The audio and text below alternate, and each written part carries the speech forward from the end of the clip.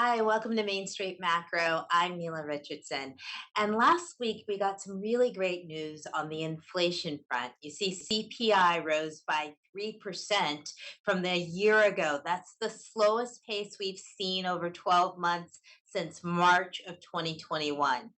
Well, while a lot of the prices that make up the consumer price index were going down, there was one standout, and that was shelter costs. Shelter accounted for 70% of the increase.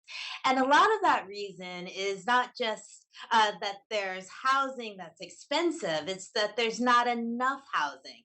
So, in today's Main Street Macro, we look at the role of construction, not just in residential housing, but all kinds of construction and how it feeds into our inflation picture. Here are three things you need to know. One, construction sector requires a highly skilled workforce. Now, when you think of construction, you might think of a building or maybe a bridge. In reality, only 20% of construction workers build buildings. About 14% are in engineering construction, like building bridges. The lion's share of construction workers are actually in the specialty trades, so think plumbing and electrician.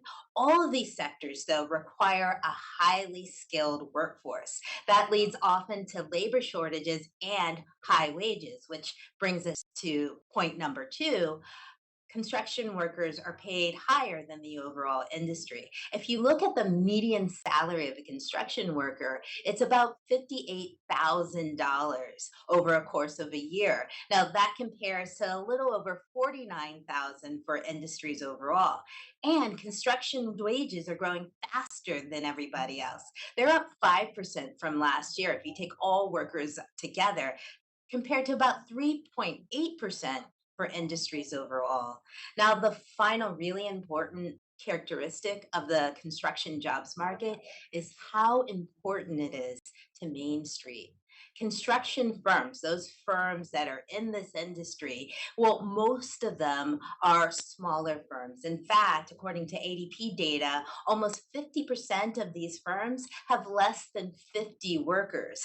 That makes them an important component of small businesses. But these small businesses are a little different than others. These small businesses pack a big punch when it comes to shelter costs and inflation. Thanks for watching the Main Street Macro. For more information on the construction industry and the week ahead, please check out adpri.org.